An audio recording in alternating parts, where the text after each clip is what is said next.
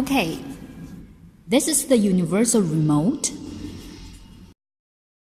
First, for the entry gate on this universal remote, hold on button 1 and then press button 2 4 times. 1, 2, 3, 4. Then release both buttons. The LED of universal remote emits a quick flash every 2 seconds. Place your original entry gate remote near the universal remote, about 2 to 3 centimeters. Hold down your original remote button to open the gate until the LED of universal remote starts to flash quickly.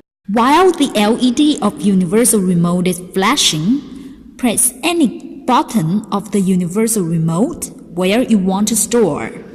The remote is code just copied until the LED will turn off.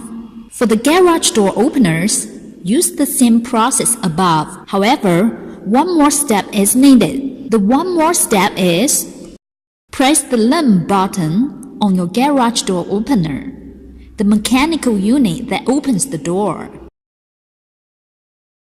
The LED on your garage door opener should be on. Next, just press the same button you programmed on the universal remote. The lights on your garage door opener should either flash or go on or off, depending on the brand of the opener. Now, you can use the universal remote to open your garage door.